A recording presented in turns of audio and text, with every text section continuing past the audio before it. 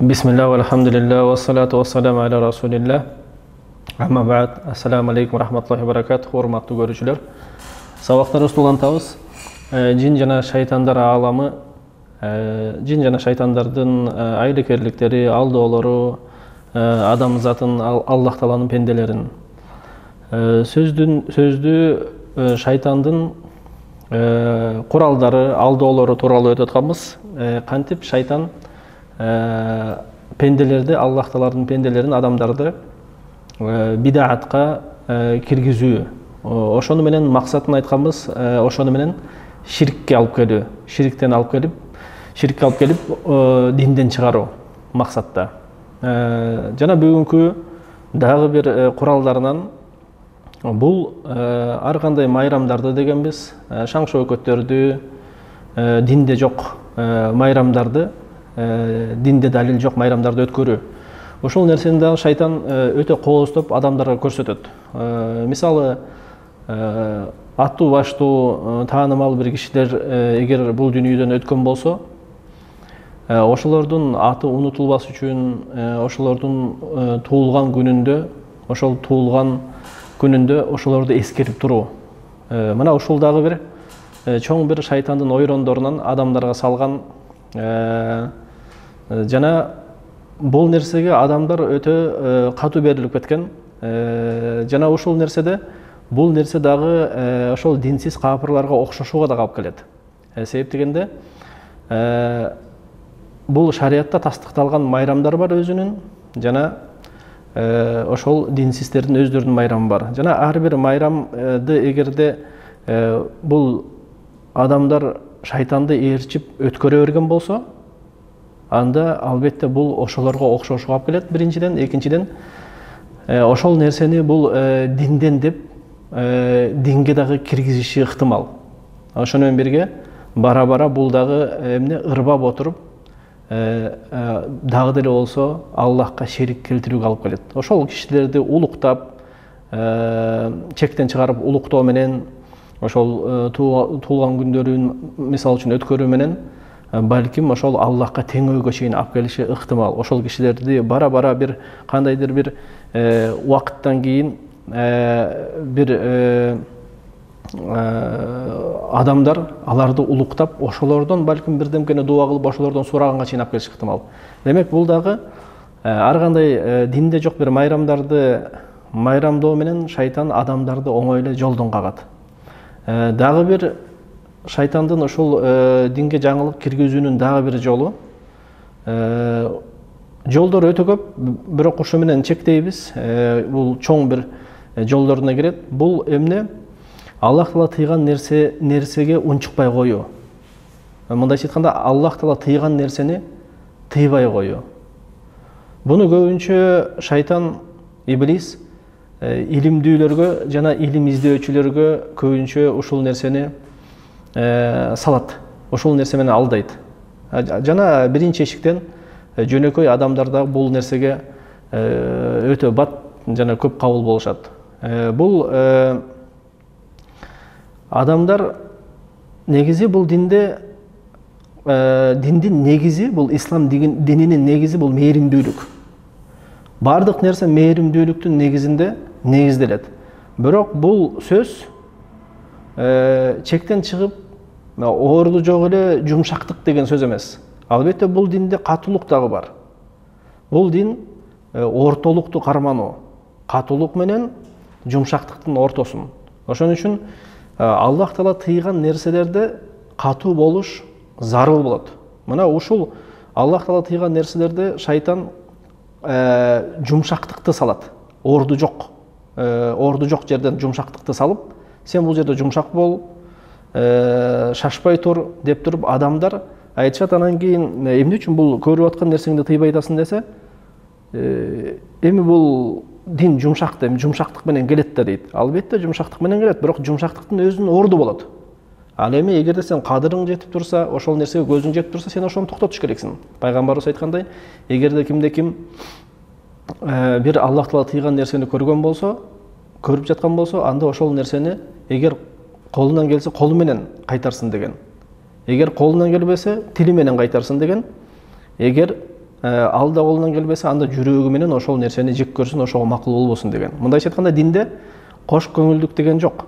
Же мисалы үчүн андан дагы жаман бир көрүнүш, бир тыйылып аткан нерсени эмне үчүн тыйбадың десе, эми бул өзүнүн иши да дейт. Бул ачык айкын кайдыгерлик болот. Бул динде такыр орду жок нерсе. Себеп дегенде бул диндин негизи жакшылыкка чакырып, жамандыктан кайтаруу. Жана ошон үчүн аалымдар айтат, бул адамзатка, үммөткө эң ырайымдуу адамдар бул ыймандуулар дейт. Эмнеге? Эч качан бирөө эгер күнөөдө болуп атса, аны кайдыгерлик менен таштап коюшпайт. Ыймандуу дайыма ар бир адам ыймандуу болсо экен деп эңсейт. Жана ошол эгер бирөө Аллах тыйган бир күнөөнү кылып аткан болсо, ошону колу менен кайтарганга аракет кылат. Эгер ал колунан келбесе, аны тини менен кайтарат, болбосо жүрөгү менен ошол нерсеге макул болбойт, ошол нерсени жек көрөт. Ошон үчүн ушул сыпаты менен ыймандуулар адамзатка эң мээримдүү болот. Себеп дегенде эң биринчи ирет ар бир ыймандуу адамдын акыретин ойлойт. Мындайча айтканда, түбөлүктөгү акыбалын ойлойт. Бул дүйнөдөгү эмес. Ошон үчүн кээ бирлер ошо айтат, эми бул нерсе биздин колубуздан келбейт дейт, өзгөртүүгө. Себеп дегенде бул тыйылган нерселер, күнөөлөр көбөйүп кетти дейт, жалпыланып кетти дейт. Бирок баарына маалым болот, эгер бардык нерсе колдон келбесе, анда колдон келе турган бөлүгү тышталбайт эч убакта. Колдон келген нерсеңди кылыш керексиң, эч качан кайдыгер болбош керексиң. Себеп дегенде кыямат күнү ушул акыбалга дагы сен албетте сураласың.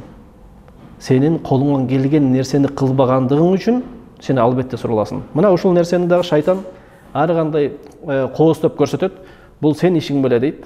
Эми бул эмне? Бул мисалы үчүн ичип аткан болсо, сен ден соолугуңа ичип атабы, сен ден соолугуң кетип атабы дейт мисалы үчүн. Албетте бул туура эмес сөздөр. Кеп ден соолукта эмес, кеп Аллах Таала тыйган нерседе. Демек бул нерсени кайтарыш керек. Же мисалы үчүн аял кишилердин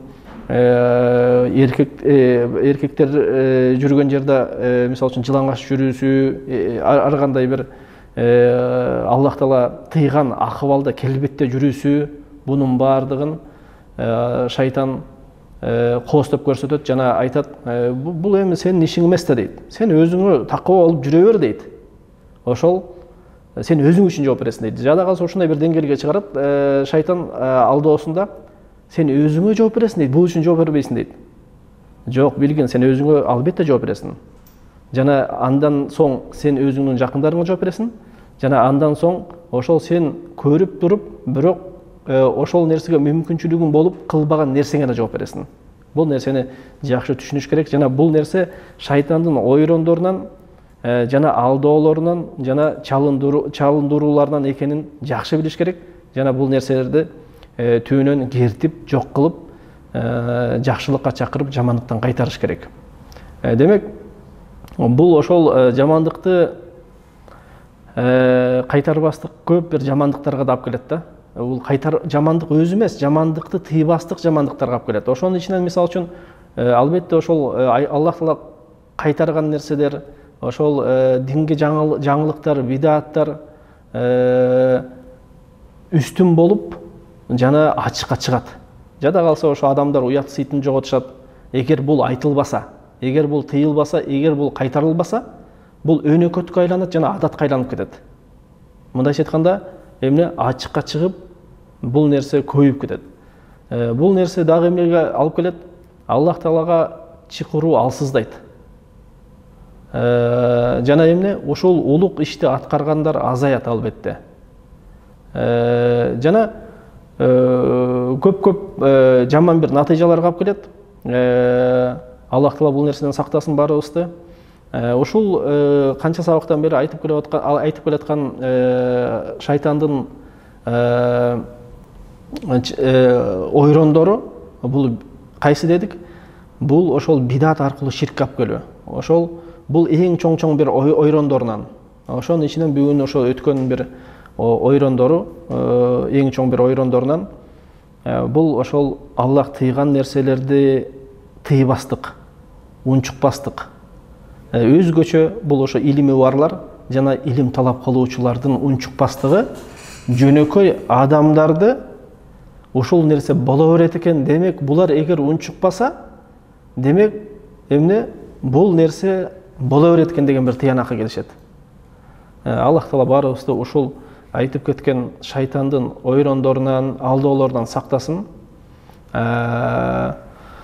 Ошо менен сабагыбызды токтоттурабыз. Адаттагындай бүгүнкү өтүрүүчү, бүгүнкү үйрөнүүчү дуабыз кечки дуалардан Сухейл, Аллах таала анын ыраазы болсун, Сухейлден келеткен. Сухейл радиаллаху анху Абу Хурайрадан риваят кылат экен, кабар берет экен. Абу Хурайра айткан экен, пайгамбарыбыз жатарда мына дуаны айтчу дейт. Аллахумма раббас самавати ва раббал ард ва раббал аршил азим раббана ва рабба кулли шей фалиқул хабби ван нава ва мунзилат таурата вал инжила вал фурқан аузу бика мин шарри кулли шей анта ахидун бин насиятих اللهم أنت الأول فليس قبلك شيء وأنت الآخر فليس بعدك شيء وأنت الظاهر فليس فوقك شيء وأنت الباطن فليس دونك شيء اقض عنا الدين وأغنينا من الفقر. Бул ошол жатардагы кимде ким жата турган болсо, дагы бир улук бир дуалардан пайгамбарыбыз айтып атат: "Я Аллахым, жети асмандын жана жердин Роббусу,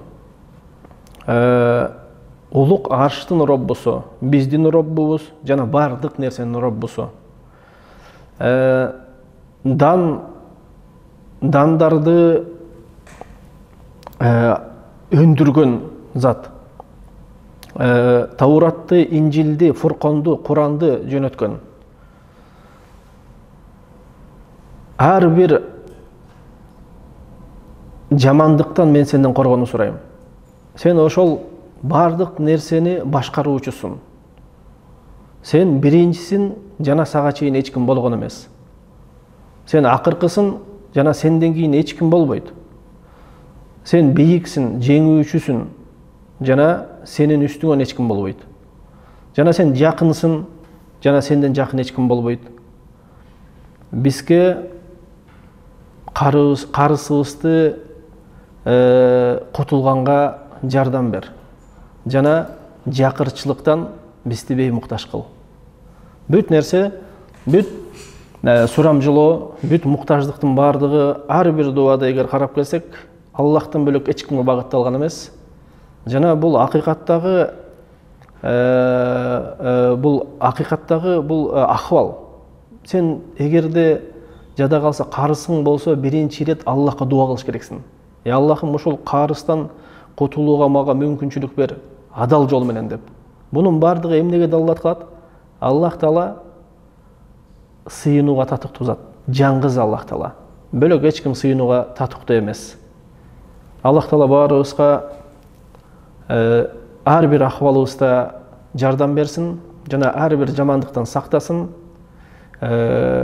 Субханакаллахумма ва бихамдика ашхаду ан ла илаха илля анта астагфирука ва атубу илейк. Görüşкөнчө сак саламатта болуңуздар. Ассаламу алейкум ва рахматуллахи ва баракатуху.